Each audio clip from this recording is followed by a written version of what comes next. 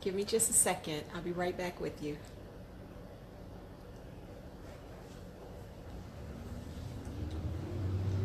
Hello. Hello, You Revealed Live family. This is Tracey Knight. Hey, Ray. Hey, Jen.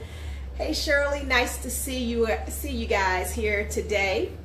This is actually a wet and very cloudy day here in Atlanta, Georgia. And I wanted to pop in for just a moment to talk a little bit about relationships today. I probably should have gotten some water, but we're going to just roll with it. So today's topic is, are you wondering what makes you relationship attractive? Like, what makes you attractive, most attractive in relationships? So I've been giving a lot of thought to this today. And I've actually been having a conversation with some friends about being relatable and what it really means to be relatable. Obviously, to relate is the fundamental word, hey Janice, as a part of relationships. So we first got to understand what it means to relate. So I was asking her, what do you think it means to relate? And so her comment was that it was saying things in a way that the other person can understand you. And I thought about that, and what I know for sure is that it's so much more than just saying things so that the other person can understand you. I think that that's the issue right there, is that when we think about relating to a person, hey Tamika, when we think about relating to a person, we're thinking about what we're trying to get out of it instead of how we connect as a unit. So when we think about like relating, if we're just trying to push our agenda, if we're trying to, and a lot of times unconsciously, unconsciously wanting to be heard, wanting to be seen, wanting to be valued, wanting to be appreciated, wanting to be acknowledged. And so it comes from the perspective of, I need to get something. So much so that we push and try to force outcomes to get a need met, which undermines the fundamental spiritual principle, which says that we aren't lacking anything, and that everything that we need comes from within us. It doesn't come from anything outside. It doesn't come from someone doing something for us, saying something to us, being a certain way. And if they're a certain way, that makes me feel good. It doesn't come from that. It doesn't come from an external source feeding us. And when we look at it from that perspective, what it says is that we have to constantly be on the grind to first fill a void that does not exist, because we're not broken.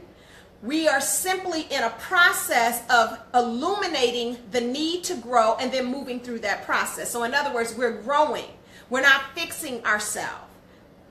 Okay? So that's the first fundamental principle, because most of us are like, well, I need to get this so that I can be better.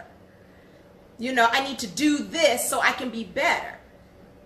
So when we're endeavoring to relate to someone, if we're trying to make them make, which comes from ego, opposed to create, which comes from spirit, if we're trying to make them understand, then we're doing it with the intention of getting something from them.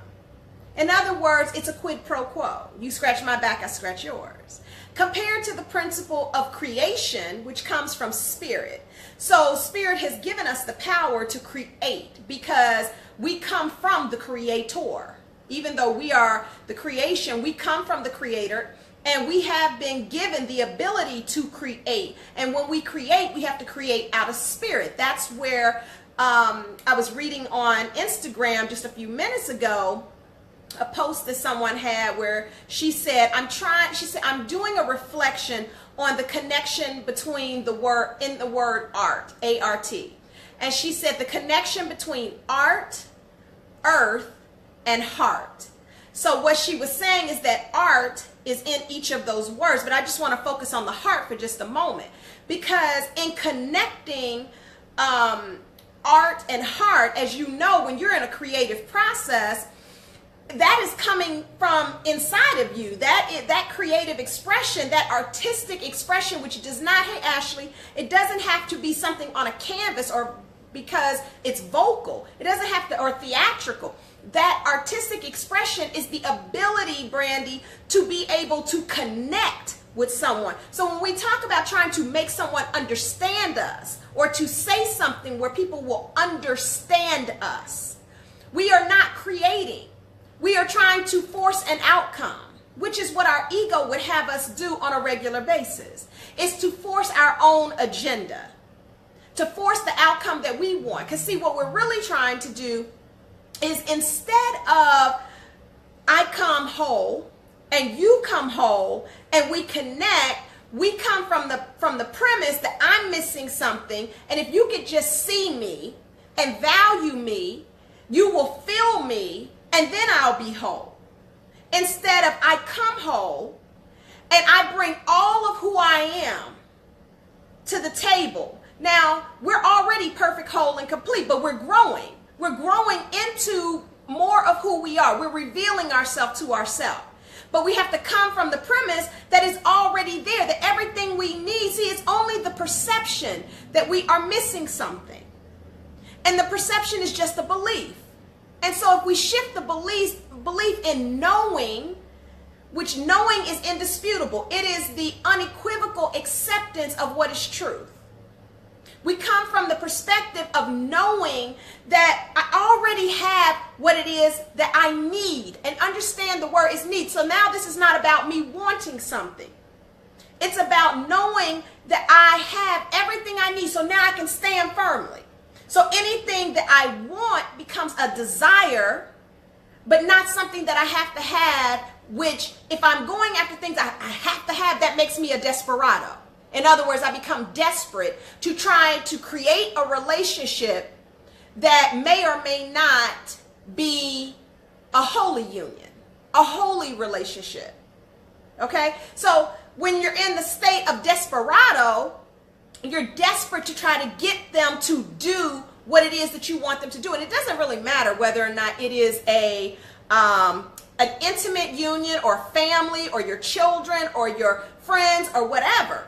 We push agendas with all of those relationships, trying to make the person see it through our lens, which is not, first of all, it's not honoring to the other person. It doesn't allow them to really have their own perspective, and that we bring those perspectives, we bring those experiences to the community, to the relationship, to our connection, and then we allow that to ebb and flow, and we learn and appreciate each other in that. So when we talk about relating, are we relatable? What I was saying to a friend of mine today is, to me, when we talk about relating, it cannot come from the head. Our head is so deeply, Shirley, so deeply attached to the relationship, and we're constantly analyzing and critiquing whether or not the person is meeting the checklist of all the things that we think that they need to do right in order for us to be accepting and to feel like we are accepted. So we're constantly under judgment. We're constantly judging them and judging ourselves to see if they can get it right. And of course, our ego is, you can never really get it right with ego.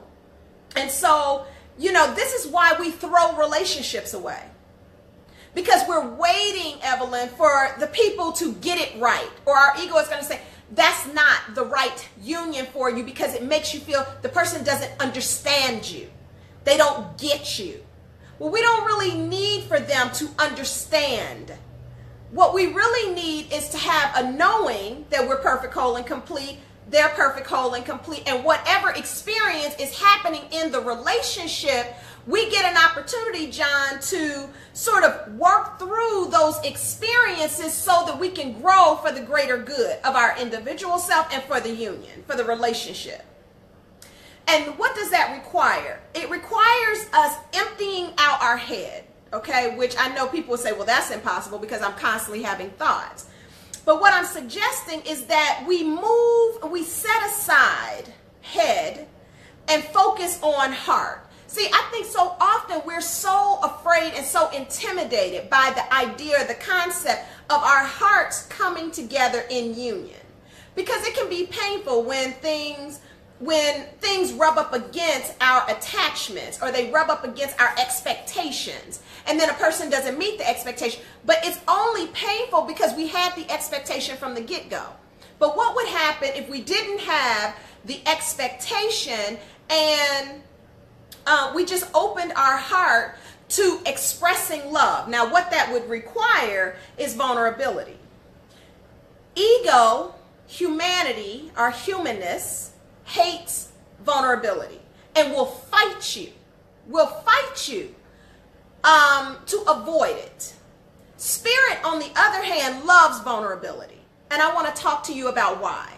So our humanity, our humanness, where the ego sits, the mind, cannot stand vulnerability. Why? As Dr. Brene Brown defines vulnerability, it means risk, uncertainty, and emotional exposure. Well, we hate risk because risk means that we don't have control over something. Now, spirit loves risk. The reason that spirit loves risk is not really a risk because spirit operates in truth. It operates in faith. It operates in a belief in something that is bigger than us, that is intangible, but it lives in that space because it is the extension of that. So it already knows the truth that it is a part of the whole. So it is no risk for spirit. It doesn't need to perceive loving you as a risk because it knows that we all are the same. Like, we're all a part of this whole. So it's not a risk. It is the truth. So if it is the truth, it's not a risk. Why? Because truth is the only solid ground to stand on. It's the only solid ground to stand on. So risk goes out the window with spirit, but ego, humanity, is saying, oh, hecky, no, we are not. That is too much of a risk. What if this? What if that? It goes through the litany of reasons why you should not take the risk. It's trying to calculate to figure out how to mitigate risk. And what it's doing is sabotaging our relationships. It sabotages the relationships because you all of a sudden become a manipulator of circumstances. You become a manipulator of conditions. You become inauthentic in your presentation and who you show up to be because you're manipulating everything. And then you're constantly trying to calculate in your head what 1, 2, 3 steps ahead. And so you can never be present, which brings me to the second one. So there's risk and vulnerability, but there's also uncertainty. Now, humanness hates uncertainty. Spirit loves uncertainty. Why? Well, humanity hates uncertainty because it's uncertain, because it's unclear.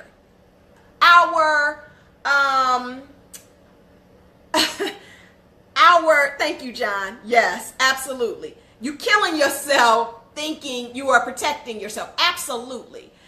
I mean, the mind hates uncertainty. Why? Because it only operates on what? Data, facts, research, past experiences, what it can see, taste, touch, what it can experience through the 5 senses. That's all the mind believes, Rochelle. That's all it believes. So any uncertainty that vulnerability presents is going to make it feel completely, unequivocally uncomfortable. And it becomes too much of a risk. So it's constantly to minimize uncertainty. It tries to project into the future. It tries to plan everything out. It tries to think through and create a plan that you follow. And that's why it doesn't want to veer from those plans. So that's why when you're in relationship, you are trying to force this person to fit into, your plan, the plan that you have. And the other person's like, wait a minute, like they may have their own plan. And so these plans are like bumping up against each other instead of being like this, because spirit on the other side of this loves uncertainty. Why? It really is an uncertainty because spirit only operates in the present moment, moment by moment. So it's not looking to the future. It's not worrying about what's going to happen. It's only dealing with what is in the moment, and it's not reflecting and lamenting over the past the way that the head is, the way that the mind is. See, the mind will take you back and say, see, they did this, and this is what experience has shown me, and this is what the research says, and it's reflecting on all of that, and that's what's keeping us in bondage. Because we're judging ourselves and other people against this past test that was given. And people feel like they failed those tests. You failed it, they failed it, we don't even know how to correct it. When life is only living, it is only breathing, it is only existing in this present moment. And so it's like giving the relationship, giving yourself and giving the other person an opportunity in this present moment to just show up wholly, to show up fully, presently. And here's the thing, the discomfort with this sometimes is that, is this person gonna really show up? If I do it, are they gonna really do it? Will they really show up? Or am I going to be out here on my own just doing it and then they really aren't, and then, I'm going to feel too... That's what the humanity does. But the thing is if we know that we're standing on solid ground of being whole, perfect, whole, and complete, when we show up, we're doing it for us. We're really not even doing it for them. We're doing it because authentically, genuinely, this is who we are. So we're standing on truth. We're not trying to pretend to be something else. We are just being who we are. Lovable, loving. So the uncertainty on the spirit side is beautiful because it creates the opportunity to just be in the present moment at that time and having the experience, whatever that experience is, in the present moment. And then you allow the spirit to sort of speak through you, to experience through you, and humanity steps aside, which brings me to the third part of this, which is emotional exposure. So risk, uncertainty, and emotional exposure. Of course, humanity hates emotional exposure. Most of the world right now, and I gotta say this, does not want to feel. Does not want to feel. Is much more comfortable thinking things through. And the reason, hey Angela, the reason is because the head makes you believe that the facts, the data, the statistics, the research, your past experiences, what people have told you, what's the status quo, all that is what is tangible and factual. So if I focus on that, I can be safe.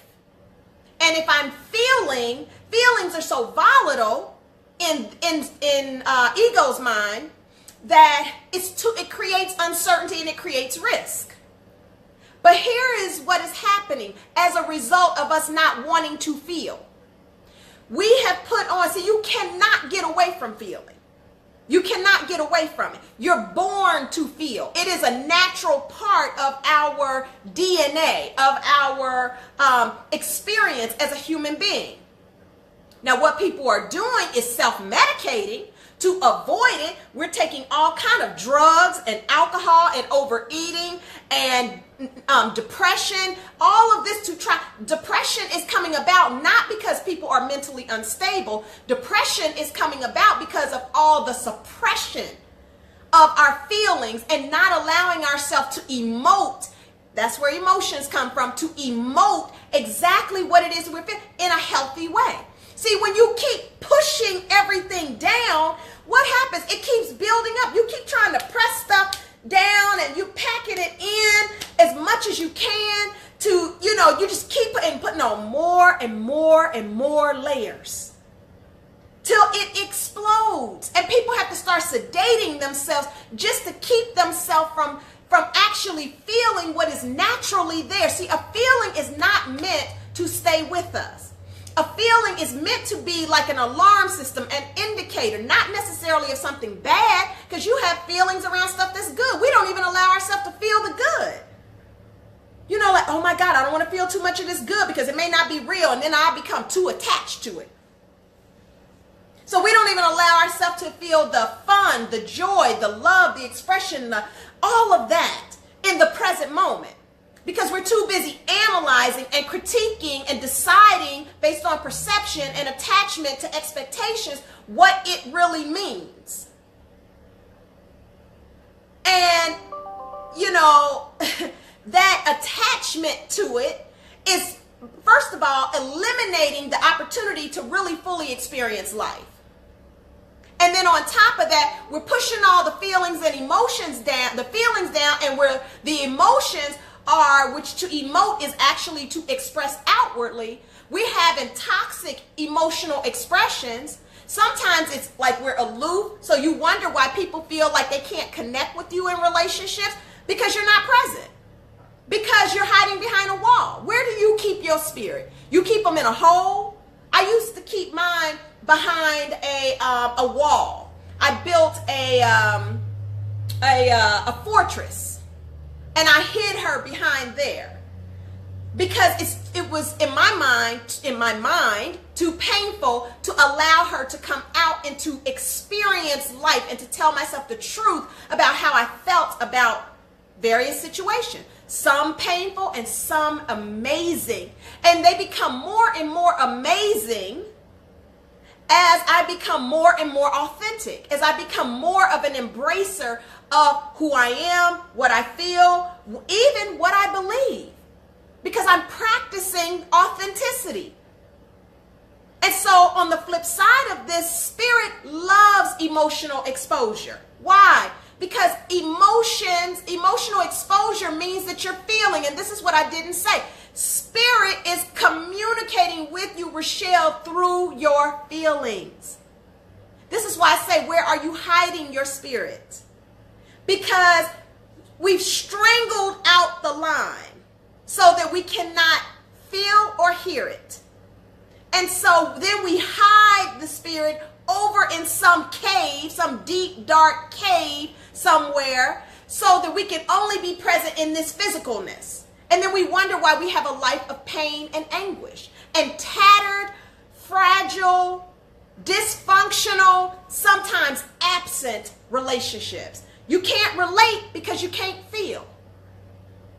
And this is what I'm going to close with, this last piece. To be relatable, there must be compassion. To be relatable, there must be the competency of empathy.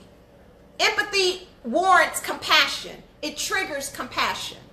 Empathy is to be able to feel your way into what it must be like to be in that person's shoes. And that warrants compassion. It says, and compassion is, I care about you. I'm willing to see it through your lens. I'm willing to subordinate. In an instant, I'm willing to subordinate how I am feeling because I'm in connection with what I'm feeling, but to also experience what you may be feeling, how this may affect you. And then I bring all of that to community, including how I feel, to create this beautiful thing called love. This beautiful thing called love that is absent of judgment. And it is full of self-care. The self-care piece is you're standing on solid ground. You're loving yourself. You're allowing your higher power to talk to you. You're embracing what is being said. And you know that here's the big word, you know that you are safe. So you allowing yourself to empathize, to put yourself in the shoes of, to experience the feelings that come up, the anger, the guilt, the resentment, the shame, the joy, the peace, the freedom, the liberation. Allow yourself to experience the full gamut of feelings that are here for us to have. See, there is only happiness because there is sadness. But the sadness does not have to stay unless we hold on to it. Feelings are meant to pass through us.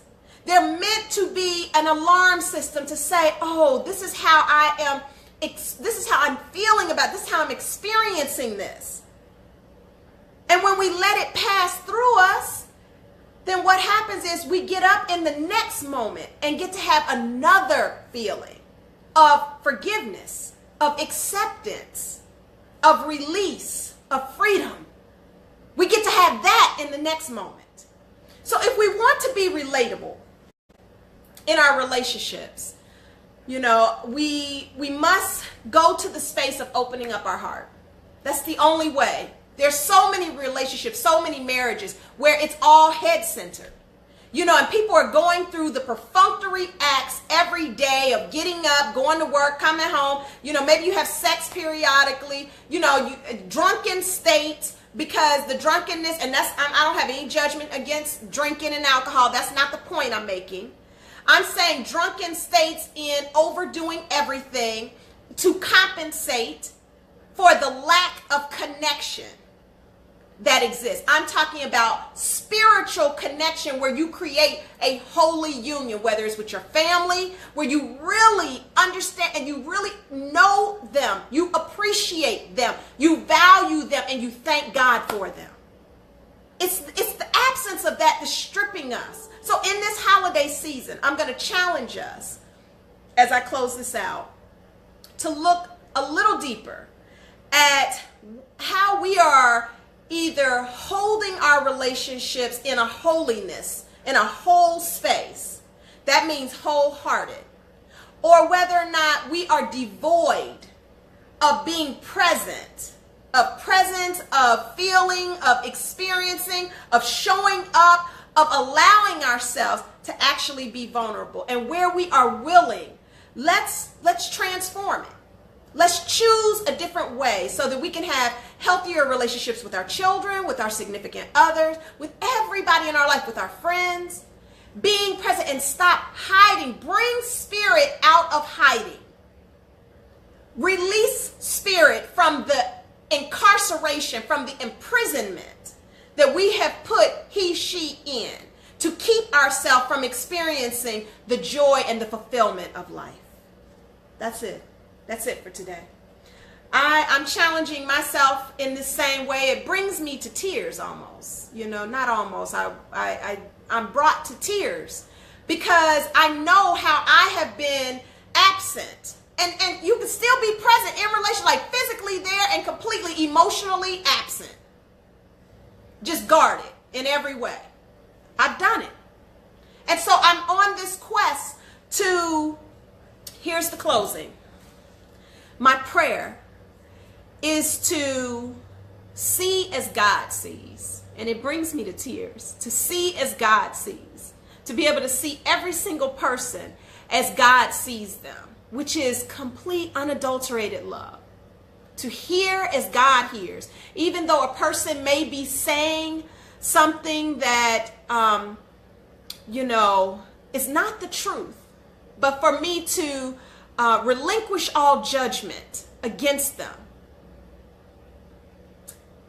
To speak as God speaks, which is to affirm through my words compassion, to extend compassion through my words, through the gentleness of my words, because honesty without compassion is brutality. So to see as God sees, to hear as God hears, to speak as God speaks, and to love as God loves. That is my prayer. To love unconditionally. Hey, Cayman. To love unconditionally. And, you know, I was up in the wee hours of the morning in tears, really, because This is probably one of the most difficult things I've ever endeavored to do. You know, I asked for this, so God is giving me all these experiences, all these opportunities to practice being as God is, to practice loving as God loves. And it's like one of the most difficult things I've ever done, because it forces my humanity to stand down. There is no space for it. It means that spirit is completely out front. And, you know, it means accepting things that can sometimes be painful. So, but doing it because of love. There is no void in love. There is no gap. Even if it's not working out the way that I think it should work or the way you think it should work, there is no gap. We don't know what is best. Our best thinking got us to where we are today. So clearly that mind, that thinking cannot solve or fix this problem because it got us here. So you cannot fix a problem with the same mind that created it.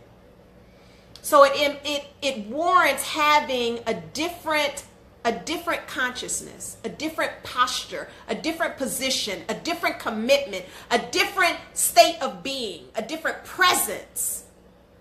So that's my prayer. And I pray that for you as well.